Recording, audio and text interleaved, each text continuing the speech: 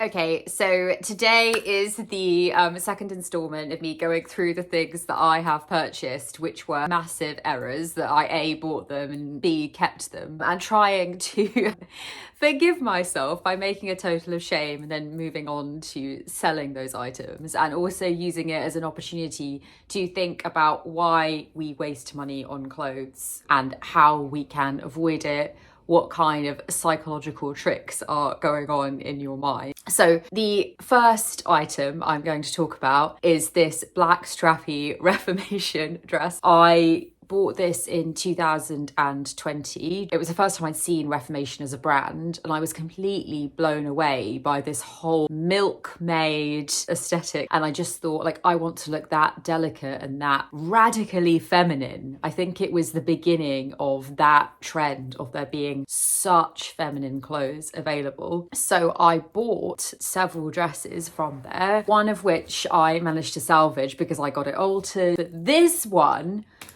it never fit me. It never fit me properly. It was always a struggle to get into it.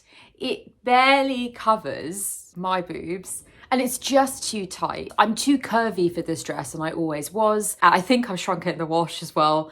So for many reasons, this dress just doesn't fit. But the point was, it was always on the edge of not fitting. And I knew that, and I've worn it out once. I think the lesson I've learned from this is you shouldn't buy clothes that you think level you up or are aspiring to something that you're not. This dress feels really high maintenance when I'm wearing it. It's just too much. It's too feminine for me, and it's not my style. And I think I saw these dresses and I had a panic. If I don't look like that, if I'm not wearing something that new and interesting and so delicate and so beautiful and so feminine, then I'm not dressing right. And also, one of the great things I've learned is that you will never ever feel sexy in your life wearing something that you're not comfortable in.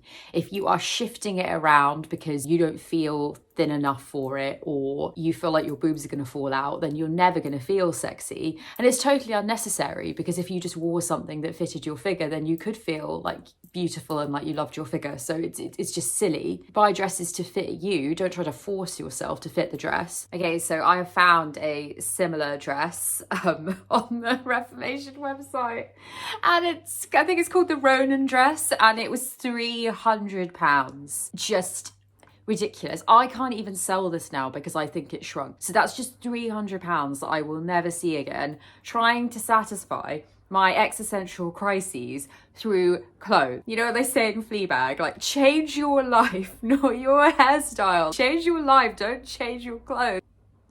Yeah. On to the next. Okay, so number 2 is another dress from Reformation. I've worn this dress twice. I think the first time just because I wanted to wear it, because I just bought it. Second time out of obstinance to prove to myself that I hadn't wasted my money. I think it's a bit of a running theme here. This dress is incredibly high maintenance. You've got to tie it in the back. And I was just upstairs tying this, getting annoyed, getting angry, and my arms were hurting trying to tie it up correctly so it didn't fall down. I think there are 3 main problems with this dress and reasons why I really shouldn't have bought it. The first is that it's just really high maintenance. You feel insecure in it because you've had to lace yourself into it. I don't mind things which are a little bit attention grabbing and show a bit of skin when you go out, but I think I want them to be done in this certain way that suits my style. There's something about the way this is strapped up at the back which is just too high maintenance, too femme fatale, too Bond girl for me. It just doesn't suit my style. So when I'm walking around in it, I feel like an imposter. I don't feel like myself. And I think feeling sexy comes from feeling like yourself. And then the second thing is that I just have nowhere to wear this. I bought this for Hypothetical Izzy. That's my name.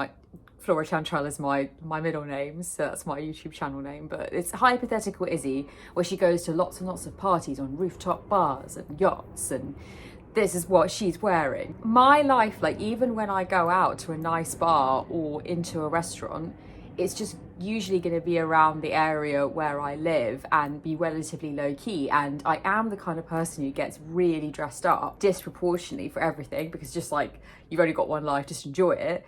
But I feel like this is on another level, or somehow this brand of dressed up doesn't fit with the brand of dressed up that I even do within my life, if that makes sense. And then the third thing is that, and I'm going to make a separate video about this, I am sick to tears of these tops which come all the way over here, these incredibly square necklines. If you're a person with any kind of broad shoulders, or your shoulders are broader than your hips like I have, it does not work and it's not flattering, and I'm tired of every single shop offering only this neckline. This was purchased right at the beginning of this craze, and it's just not going away, and that's driving me mad. So I have found a similar dress called the Solange dress. I really hope that I feel better after making this video, because my guilt is just massive right now. £245.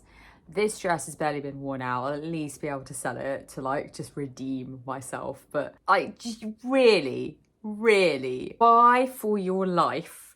Do not buy for your hypothetical fantasy self, is all I'm gonna say. Okay, so onwards to number 3, which is my Reformation top. There's a real theme going on here, because this is yet another lace-up top at the back. If I can just demonstrate. Ta-da!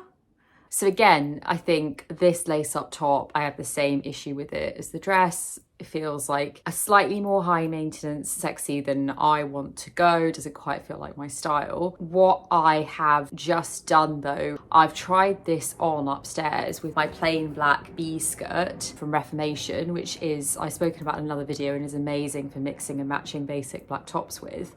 And that skirt is very conservative, even though it hugs your bum and everything. Bordering on, when I bought it in the plain brown and black, I was like, have I bought myself a school mom skirt here? But I've just tucked this into that skirt and it works. And the reason it works is because the skirt is conservative and it takes down the drama of the back of the top so that I feel more comfortable and I feel more like myself. So that's really good. So I think we've got a winner there. I'm pleased with that. And also this is just a lot more comfortable, not pulling it up to try to cover my modesty. So yes. So lol, as soon as I put this on, I feel like my whole vibe is a little bit like, it's like it's this V-neck, sharp shoulders, and then it's like a peplum around your waist, like this, with like a bit here. It's a very beautiful, very elegant top. And I'm not going to say I don't feel powerful in it. Like, I kind of feel like I could run for a prime minister in this top. It's so corporate. And when I bought it, I think maybe I was having a little moment of, oh my goodness, do I not dress professionally enough for work? But forgetting that people don't dress in my office in suits and in corporate gear. Again, if you buy things which do not fit your lifestyle, you will not wear them. You will waste your money. There's an alternate universe where I've got this heavily corporate job, which I do not have. So I think this is a brand called The Fold, and I think it was about £180, which is just outrageous and terrible for something that I have never worn. The great thing about never having worn it is I can sell it, but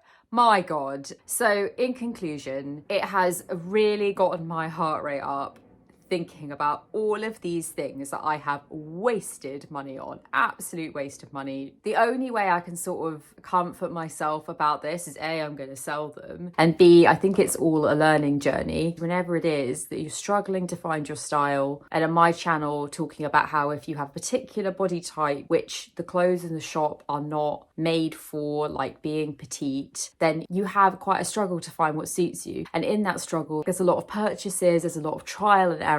So you could see all of these errors as just a way for you to finally find a personal style that you're confident in. The more confident you are in your style, the less likely you are to make these mistakes. What I tend to do now is I listen to the voice in my head when I'm shopping that says, yes, that's beautiful, but where will you ever wear it? And will it suit your style, and will it suit your identity? And if the answers to any of those questions are no, then just don't buy it. And I think pausing for a second to ask those questions stops you from making silly decisions, because then you realize that your life and your worth is not going to be made or broken by whether or not you bought this like dress. That's what I'm trying to impart with these videos. I want to help people not have to make expensive mistakes in order to find the things that suit them and make them feel fabulous. I hope you enjoyed that, and if you would like to see more petite/general complaining about fashion videos, like and subscribe. Mwah!